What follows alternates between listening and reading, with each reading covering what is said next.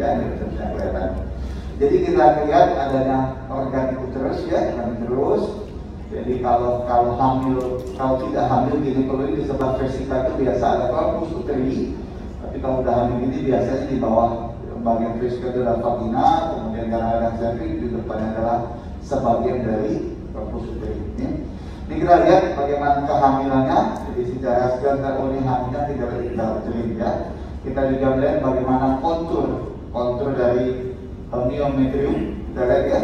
Nanti ada kontraksi kelihatan ya. Kita lihat sebab ini ada plasenta kelihatan.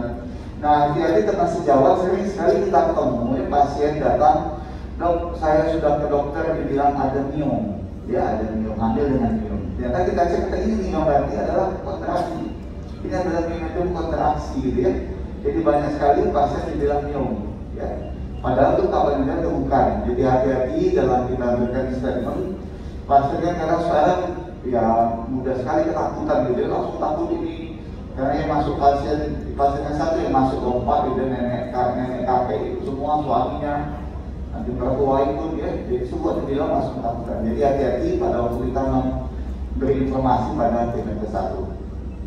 Jadi kita pastikan bahwa uterusnya membesar ya. Yang kedua kita pastikan ada GS ya, ada kantong kehamilan yang jelas sekali bentuknya bulat ya, diambil agak besar. Ada lebih kecil misalnya ya. Jadi kita lihat memang di sini sudah ada janin ya, sudah ada fetusnya ya. Kita lihat ini adalah plasentanya, ada bentuk plasenta, ini kontraksi di belakang plasenta. Hati-hati ini biasanya saya merasa kram, ada kembali ada kontraksi. Kita nilai sejelas adalah air ketuban ya. Ketuban ini adalah ini familia yang panen. Ini kadang-kadang pada kondisi-kondisi normal memang mestinya janin itu jauh lebih kecil dibanding ketuban. Kalau kita lihat ada kasus misalnya janinnya agak nempel dengan ketuban, artinya ketubannya sedikit sekali itu. Hati-hati itu akan terjadi kegagalan kehamilan biasanya. Jadi kita udah bisa prediksi kalau janinnya hampir sama besar dengan kantongnya atau sedikit itu bakal gagal hamilnya, gitu ya. Jadi kita lihat juga sejelaskan ada fetal echo-nya, ada janinnya, kemudian ada ketubannya. Kemudian juga kalau pada hamil muda kita lihat juga bisa biasa ada yolk-sac ya, di 13 minggu ada yolk-sacnya lagi ya. Yolk-sac udah nggak kelihatan lagi. Jadi nomor satu ini saya bilang kalau hamil muda 4 minggu kita melihat adanya kantong kehamilan. Di bawah 4 minggu kita hanya melihat ada residualisasi penebalan saja gitu ya, tebal gitu ya. Tadi 4 minggu kita sudah melihat ada kantong kehamilan yang pengukurannya itu idealnya mesti dengan 3 ukuran ya. 3. Jadi kalau kita hanya untuk satu saja bisa, tapi itu tidak memenuhi standar. Standarnya mengukur GS dengan 3 ukuran dan dibagi rata-rata dari 3 angka tersebut. Ini GS-nya sudah terlalu besar ya, jadi agak susah ini. Jadi kita pakai ukuran panjang seperti misalnya contoh ya, ini kita bisa walaupun ini kita 3 meter dan kita GS lagi, dan kita anggap saja kalau hamilnya masih kecil ya. Hamil kecil kita periksa GS. Ya. Jadi kita bisa 3 ukuran nih. Kita bisa 3 ukuran ya. Kalau ini sudah loncong lagi dulu ya. Kemudian dia nggak bisa lagi ya. Ini saya kasih contoh aja. Contoh biasa kemudian kasih ukuran yang kedua gitu seperti itu. Nanti ukuran yang ketiga kita ambil potongan transversal, kita ambil ya kita ambil. Jadi akan muncul rata-rata 3 gitu. Jadi pada beberapa alat USG kalau kita ambil 3 akan muncul rata-ratanya berapa? Itu lagi GS yang paling tepat untuk usia kehamilan muda ya.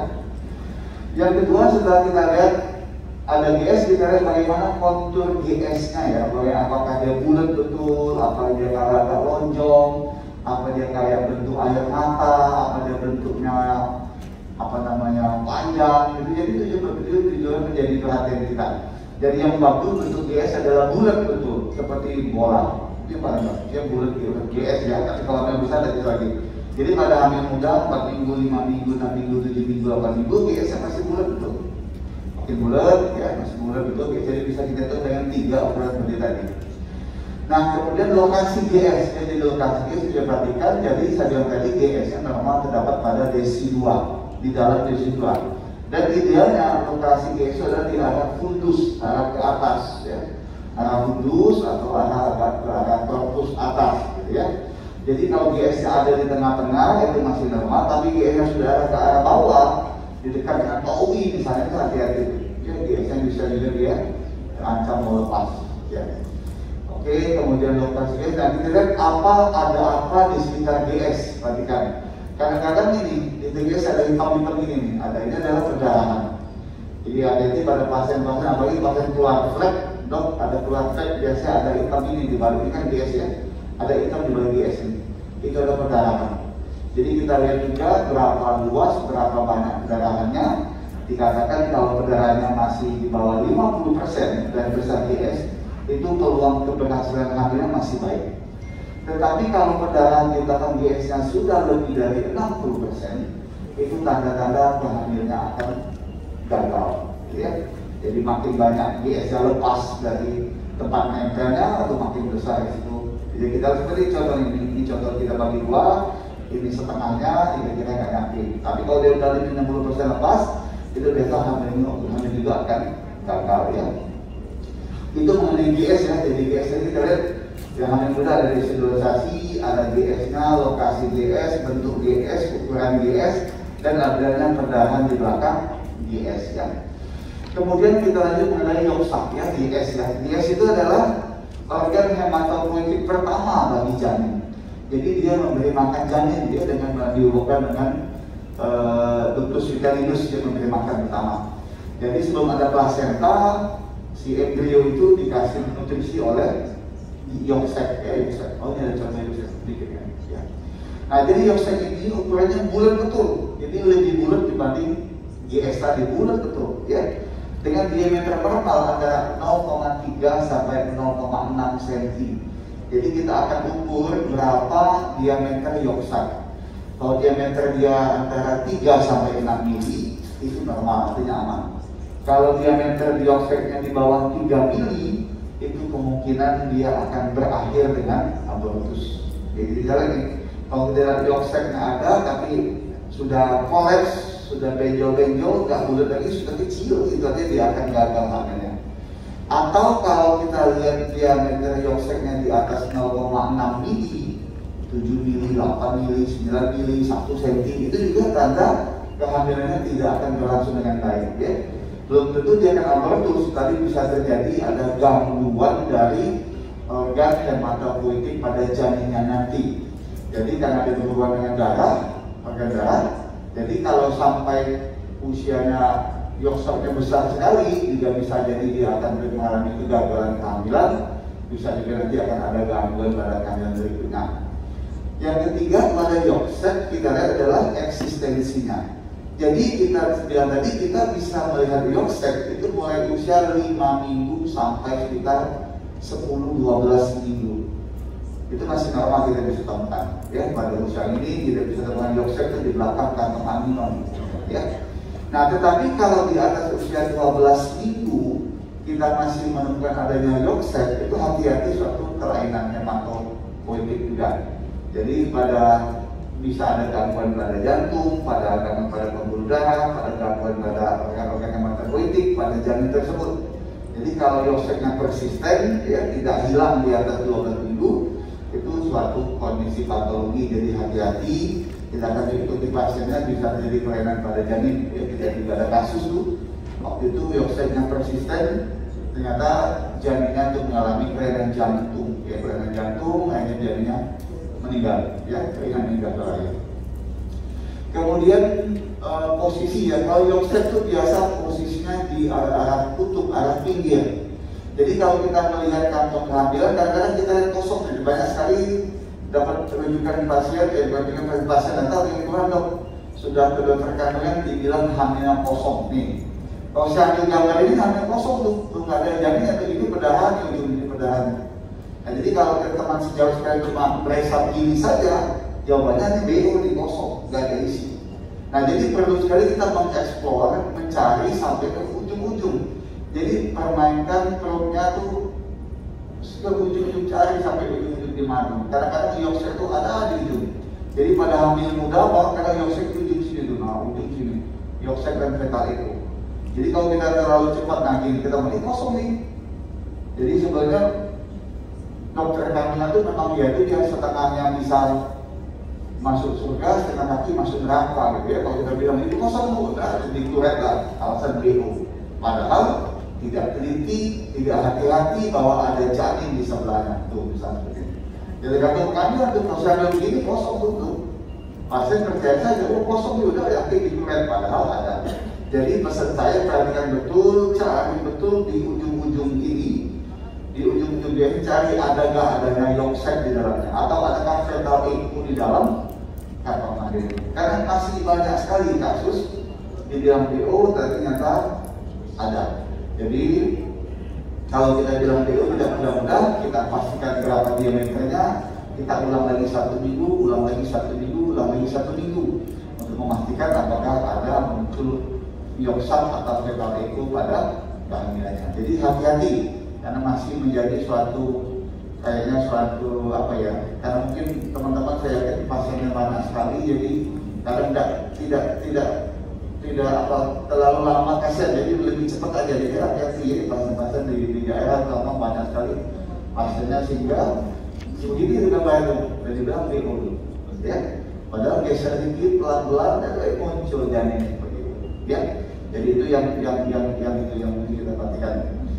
Kemudian setelah yolk sac kita kepada fetal, ya, fetal pool atau fetal echo-nya. Jadi kita mencari, nah ini bahwa di sebelah yolk sac itu selalu akan muncul fetal echo.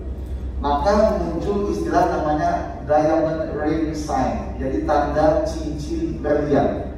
Jadi khasnya adalah kalau kita, maksudnya saya ini hamilan terlalu besar. Nah jadi gini, kalau kita ketemu kantong hamil begini, kita ketemu ada yolk sac kecil sini, carilah fetal echo di sebelah yolk sac itu.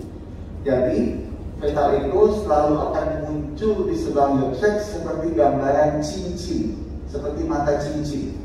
Jadi yolk sac seperti apa namanya cincinnya, kemudian fetal echo itu seperti adalah mata cincinnya. Jadi kalau kita ketemu seperti itu akan jelas sekali. Mungkin nggak ada dia, nggak ada penjelasannya. Jadi itu. Jadi kalau kita mencari anda fetal echo, pastikan yolk sac itulah. Jadi kita zoom gambar yolk sac, dibesarkan gambar yolk sac, kemudian cari di sampingnya. Kalau memang masih nggak ada apa-apa, ada masalah. Artinya hamil ini adalah hamil baru 5 minggu. Ya, sudah ada yolk sac-nya, tapi atau 4 minggu belum ada fetal echo. Nah, ingat bahwa yolk sac adalah bagian dari janin. Jadi masih kita suka salah, ada kantong kehamilan, ada yolk sac, kita bilang bladder of womb. Itu tidak betul, ya. Jadi kalau ada yolk sac, yang mestinya adalah tidak ada berkembang, namanya dead conceptus. Jadi kalau ada yolk sac itu adalah artinya part of fetus, jadi bagian dari janin, ya. Jadi kita bilang bladder of womb, kalau benar-benar kosong nggak ada apa-apa. Jadi kalau ada yolk sac itu adalah bagian dari fetus, namanya bukan bladder of womb. Nah, jadi tadi kita lihat adanya kayak cincin tadi di sebelah yolk sac. Kemudian kalau kita akan zoom, kita akan perbesar. Kalau memang bisa kita lihat, kita bisa ukur berapa panjang bagian janin tersebut atau embryo tersebut, berapa serangan ya. Kemudian dengan kita zoom, kita juga bisa melihat apakah ada pulsasi. Ya, jadi pulsasi dari jantung itu akan bisa dilihat pada usia hamil 5 minggu dengan USG transvaginal. Dengan USG transvaginal, pulsasi akan bisa dilihat pada usia hamil 6 minggu. Jadi kalau kita pakai paruh ini, kita akan sudah ada pulsasi aman. Begitu pulsasi, nah kalau saya minta cek aja 1 bulan kalau mau ada tulang, ya. Jadi pastikan. Nah, pulsasi itu kadang-kadang tidak mesti selalu. Kalau saya sih, tidak selalu kita mesti dengarkan enggak. Jadi kalau cukup lihat tuh, tidak ada pulsasi nyut. Nah, cukup secara subjektif nanti dia bagus tuh. Kecuali kalau dia lambat baru tidak lagi. Jadi dari proses kita mau pakai ekmon juga boleh, silahkan, tapi jangan pakai dokter warna. Jadi dokter warna itu dilarang dipakai pada waktu trimester pertama karena efek panas ya. Efek panas malah bikin bisa pulsasinya hilang. Jadi jangan-jangan pasien keluarga minggu depan hilang IgG karena kita dokter minggu ini. Jadi hati-hati betul, dia tidak boleh memakai dokter pada trimester 1 ya.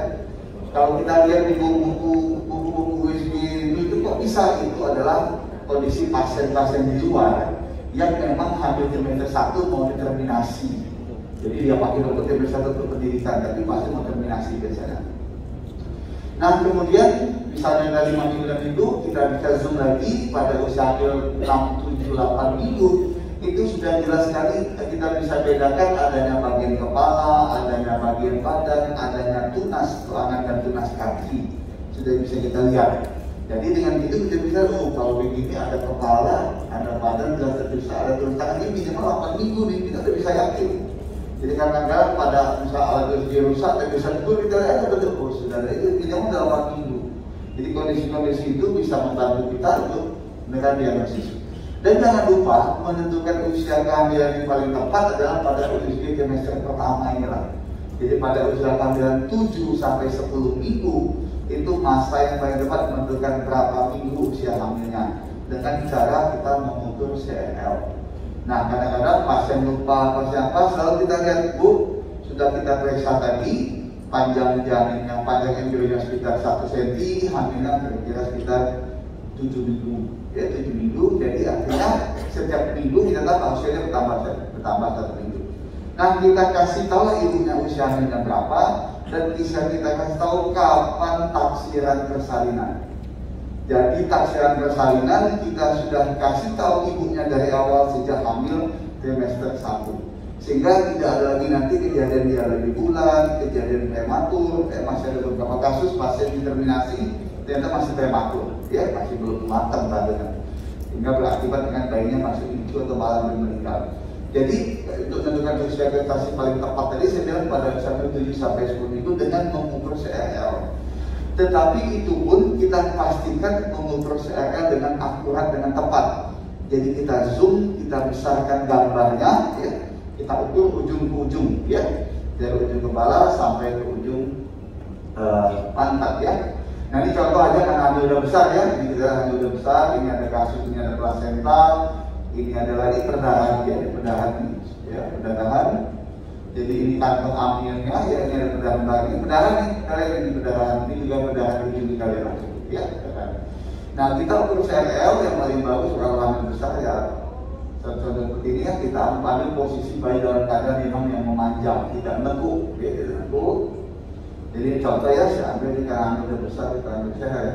Dari ujung kepala betul, ya, ujung kepala, tulang kepala sampai ke ujung. Ya, di sini dia muncul 13 minggu. Nah dia masih sama dengan hati-hatinya 13 minggu, ya, sama 13 minggu. Nah jadi masih bisa dipakai. Tetapi yang tentunya kalau dia kita pakai, ya. Kalau kita pakai nomor ini, kita pastikan cara mengukur. Jadi mengukur CRL, pastikan dalam kondisi bayinya hamil lurus, ya, tidak terlalu mengada dan tidak menumpuk, ya, tidak beli ke badannya. Oke.